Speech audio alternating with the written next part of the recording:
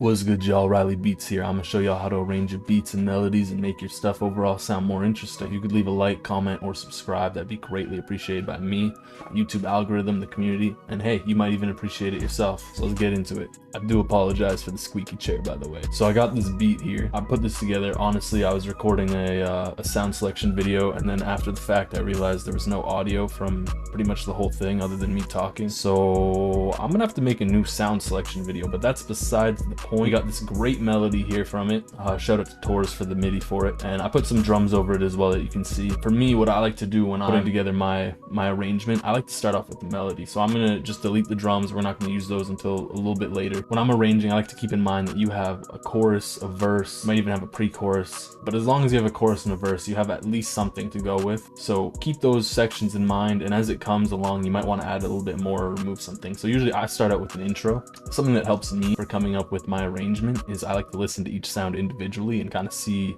what would sound best together, what would sound good with what, and kind of putting it together from there.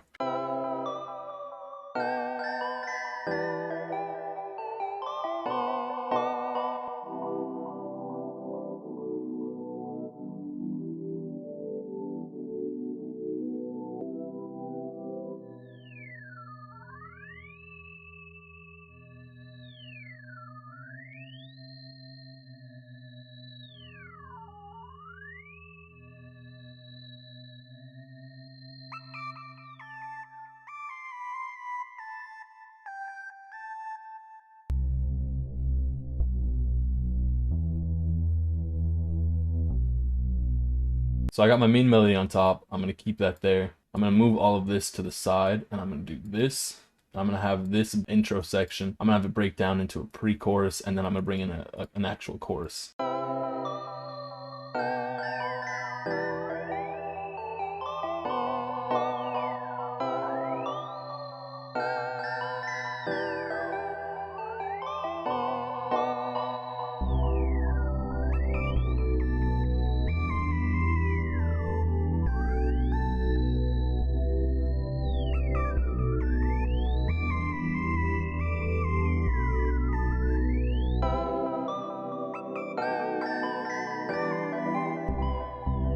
And as you go, you should see what you should take out and what you should keep.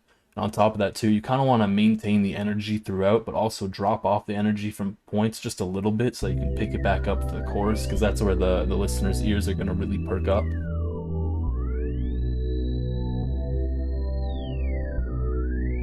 When it gets to the verse, feel free to make it bare at least a little bit so that the listener has something to focus on, because that's where you want to draw their attention as well.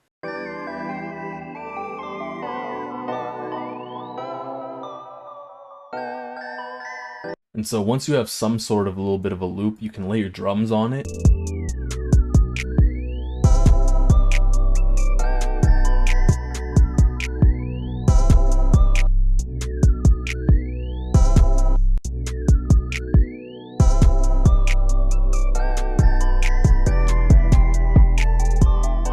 So for your chorus section, you can keep as much of the drums as you'd like. You can take one or two things out, or maybe even change some stuff around. So for example, I might come in here and I might make this hi-hat pattern a little bit more simple, just have it be a two-step instead.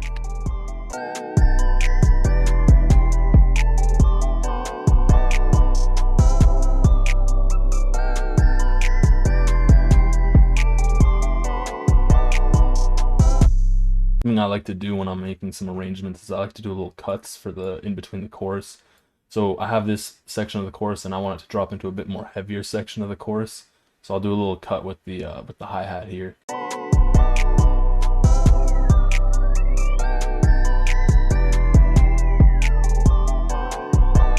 And so once you have that little bit of arrangement set up, you can copy everything over. You can use that bit of the intro in as part of the verse as well. So just copy it over. I'm gonna add the clap in here just so there's a little bit of energy going on.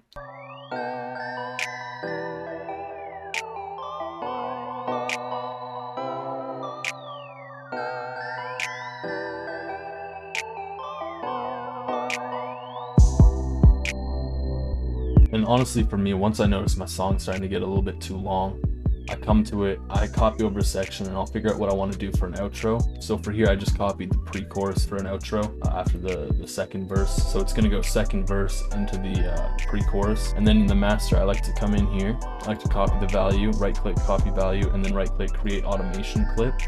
And then I'll fade out at the end. And it makes a nice effect. I'll show you what that sounds like. So to glue everything together, you want to add in some risers. They'll pick up some energy and helps glue some sections together a bit. So going from the intro to this pre-chorus sounds a little bit janky right now, but once I throw in a riser, it'll sound a lot better.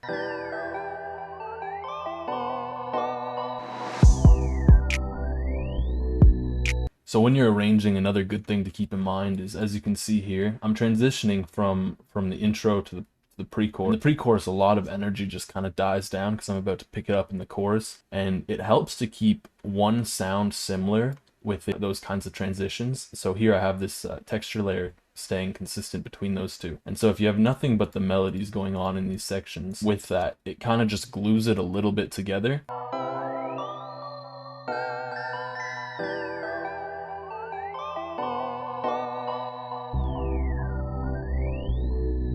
Because there's that common sound, the listener's ear doesn't get too jarred by that. So if it was gone completely, the listener would be a little confused subconsciously, just because there's this whole new section coming in and nothing seems familiar.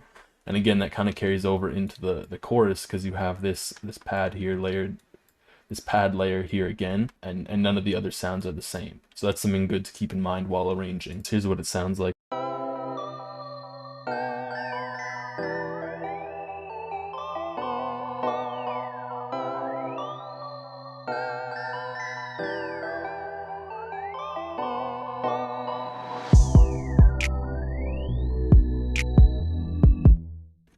And here's what it sounds like without the risers, just for reference. So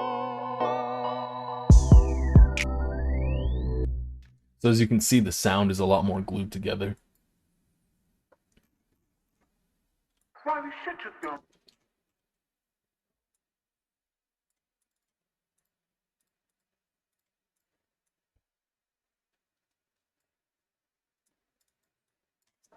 Shut your dumb ass up.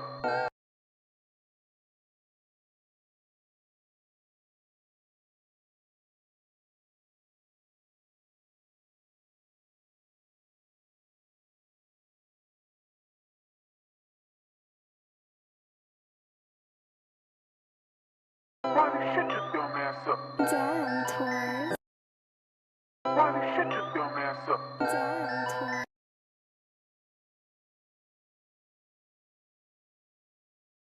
Shut your dumb ass up. Damn, Taurus. Shut your dumb ass up. Damn, Taurus.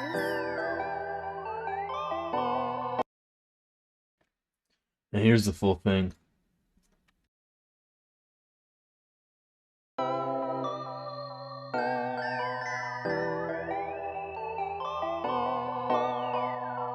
Shut your dumb ass up. Damn, Taurus.